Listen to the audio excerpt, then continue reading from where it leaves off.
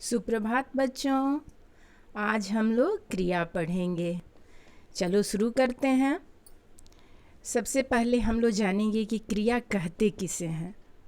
जिस शब्द से किसी काम के करने या होने का बोध हो उसे हम क्रिया कहते हैं। जैसे खाना, पीना, उठना, बैठना, हंसना, रोना, गाना इत्यादि। क्रिया भी विकारी शब्द है। इसके रूप, लिंग, वचन पुरुष के अनुसार बदलते रहते हैं।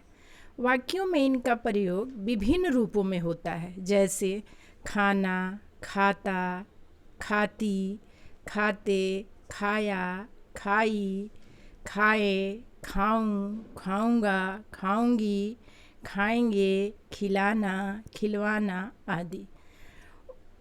उदाहरण हम यहाँ देंगे बच्चों आप लोगों को। जैसे उसने भात खाया, तो इसमें खाया क्या है? क्रिया है। मैंने रोटी खाई, तो खाई क्या है? इसमें क्रिया है। क्रिया के विभिन्न रूप कैसे बनते हैं या क्रिया की उत्पत्ति कैसे होती है, यह समझने के लिए हमें धातु की जानकारी आवश्यक है। तो चलो बच्चों, हम लोग जानते हैं कि धातु कहते किसे हैं। क्रिया के मूल रूप को धातु कहते हैं, जैसे आ, जा, खा, पी, पढ़, लिख, रो, हंस, उठ, बैठ, टहल, चहक आदि। इन्हीं मूल रूपों में ना, नी, ने, ता, ती, ते, या, ई, ए, ऊ, गा, गी, गे आदि प्रत्यय लगने से क्रिया के विभिन्न रूप बनते हैं। जैसे ना प्रत्यय में आ लगा देने से क्या बना? आना। उसी तरह ना प्रत्यय में अगर हम जा मिला देंगे तो क्या बनेगा? जाना। खाना, पीना, पढ़ना, लिखना आदि।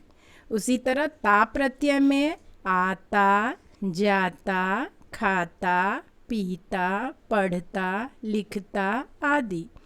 ऊ प्रत्यय में आऊं, जाऊं, खाऊं, पीऊं, पढ़ूं, लिखूं आदि।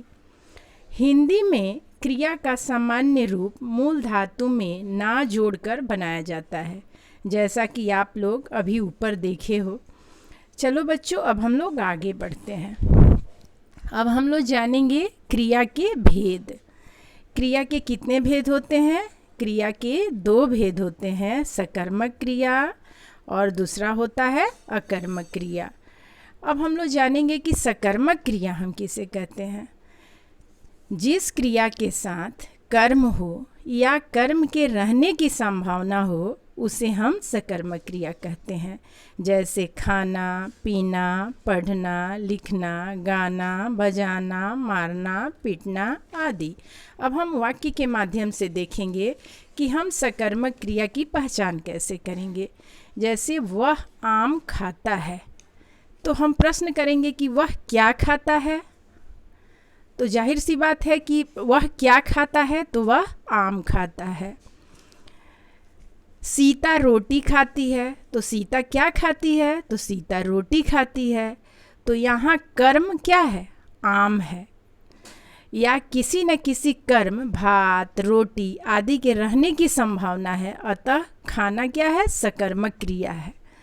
अब हम लोग जानेंगे अकर्मक क्रिया। जिस क्रिया के साथ कर्म न हो या कर्म के रहने की संभावना न हो उसे अकर्मक क्रिया कहते हैं। जैसे आना, जाना, हंसना, रोना, सोना, जगना, चलना, टहलना आदि। उदाहरण हम देखेंगे। वह रोता है, तो वह आपका क्या हो गया? कर्ता, और रोना क्या हो गया? क्रिया।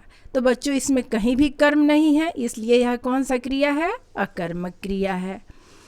ऐसा न तो प्रश्न होगा और न ही इसका कुल उत्तर। यहाँ कर्म कुछ नहीं है और न ही किसी कर्म के रहने की संभावना है, अतः रोना क्या है? अकर्मक क्रिया है। धन्यवाद।